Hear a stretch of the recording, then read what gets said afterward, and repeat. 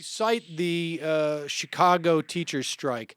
Talk to us about that because this is something that at the time I was following quite a bit, and it was fascinating to me to sort of juxtapose what the Chicago Teachers Union did versus, say, what the unions were doing in the battle in Wisconsin. Just talk a little bit about that because the reporting you did on that fight, I think, was sort of what I had intuited from talking to people who were involved in that strike.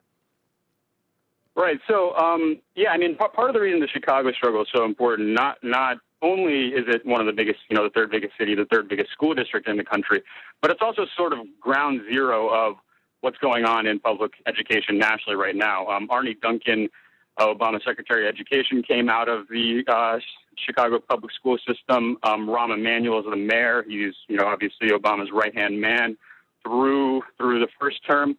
So it is an important site of sort of the struggle. And what's going on with public education, with sort of the attacks, the cuts, school closures, charterization of public schools, most teachers unions across the country are giving concessions, are sort of trying to salvage what they've got and basically maintain some fundamental dignity. And that's understandable given sort of the scale and intensity of the attack. But what's remarkable about what happened in Chicago is that the teachers union there took on the offensive. And so in 2010, a caucus of pretty visionary leaders, one power in the local, they're called the Caucus of Rank and File Educators, really committed to sort of activating the membership, educating the membership about the roots of the crisis. They spent about 5 years doing this. I mean, this strike didn't just happen overnight. It was built over a long time of serious grassroots organizing amongst both teachers, parents, community members. And they came out and, the strike wasn't just about wages and basic seniority privileges, which these things often are. It was about class size, school closures, nutritious meals, world languages, all kinds of things that are really, beyond just the teachers' wallets and pocketbooks. And I think that's why I met such incredible support and was able to take on this establishment that seemed sort of invincible at the outset. And I think sort of the model that they did is going on the offensive, not just being on the defensive. And they proved that even in a really adverse environment, going on the offensive can be successful. And so I think that's a real inspiring lesson for us to learn. And I would add that what's key here is that their organizing started through almost 3 years, or at least the direct line you can draw almost is 3 years out from when they took their action, and they built their relationships. And this is what I think is so important. And this is. But it also raises an important question in the context of building a movement for free higher education, is that they were able to communicate, like you say, their fight, and to relate their fight and sort of get the parents and the broader community to be invested in their fight. They became the vanguard of a movement within the community rather than simply arguing for their own narrow interests. And so the question here, and it's obviously when you're talking about elementary school teachers and when you're talking about middle and high school teachers, there's a different relationship with the community they're serving than, say, other trade unions, because parents want to support their teachers and want feedback from their teachers in the course of daily existence, because these people are taking care of their kids. How do you build that relationship with a wide array of unions with their broader community? I mean, it's one thing to say that I'm in the sanitation workers union, and you folks, speaking to the average citizen, you need me, and I help. It's not just about my wages; it's about also keeping your communities clean. And so how is that? How is those relationships built? And also in the context of a free education, I mean, where is the value to the members of the union and to the broader community in this fight?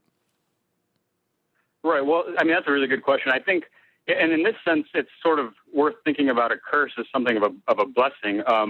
Union membership has been plummeting for several years, but one stronghold, and we've seen this in Wisconsin and Ohio and all over the places, is the public sector, right? That's where the vast majority of union members now are.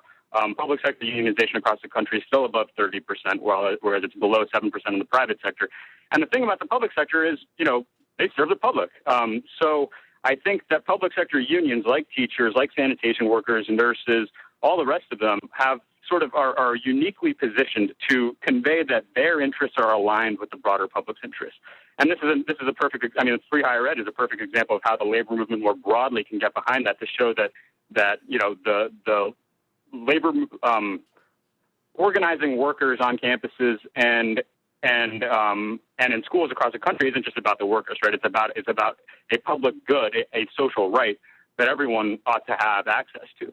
So I think one of the sort of, if we can find a diamond here in this nasty situation that we're in, is that public sector is what we've got left, and I think that there's a lot of room to build community alliances from the workers in public sector jobs and the broader community. Yeah, and then I guess, from a public sector worker, you're going to have a public university. There's going to be some measure of direct payoff, I guess. So it's sort of like working both those ends to it. Where in the country?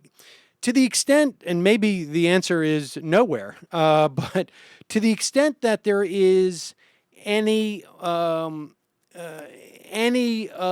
this agenda bubbling up anywhere in the country, where do you see it? Because I have spent a lot of time in various outlets arguing with the libertarian types who are telling me that there's a problem with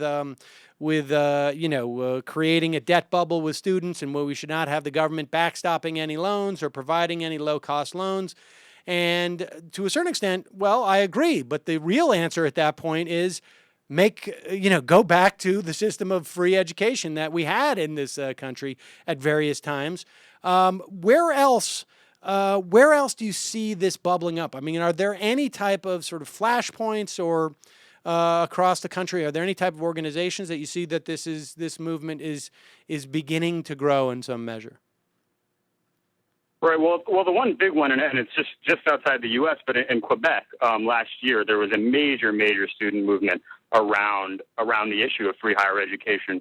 The provincial government there proposed an increase in tuition, which by our standards wouldn't seem like a lot, but by Quebec standards was quite substantial. And the students there went on strike, not demanding just that tuition proposal be retracted, but that higher education in the province be made free.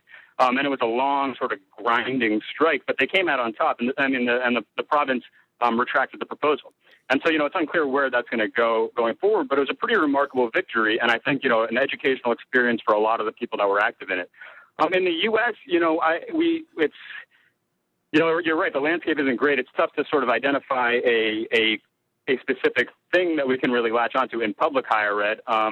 But I think things like the Chicago teachers strike, the struggles that are happening in K through 12 school districts across the country, and in a lot of ways, I think graduate student unions, unions of adjunct faculty who are sort of contingent laborers, they're sort of seeds, I think, of where this movement might come from.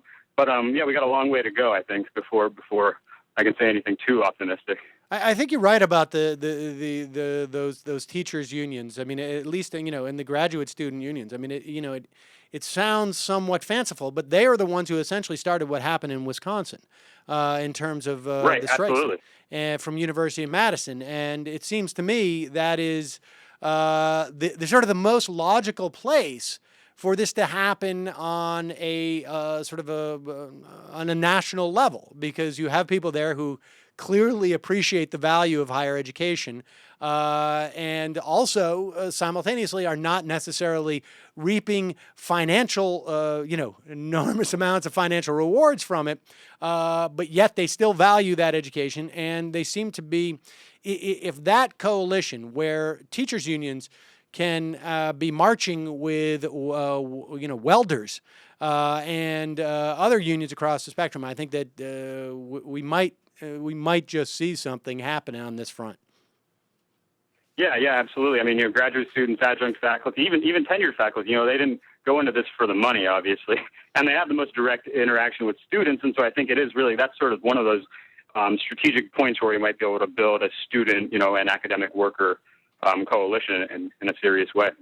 Well, Samir Sonti, I appreciate you coming on and talking about it. We're going to link to your piece on majority.fm. I encourage everybody to go and read it. It's a very well-written piece, and I think it's an increasingly important point. I mean, at one point, we need to form a beachhead as to, this is not just simply about the idea of higher education. It's also about the idea of society seeing value and government actually doing something for society at large that does not necessarily have, first and foremost, a bottom line to it.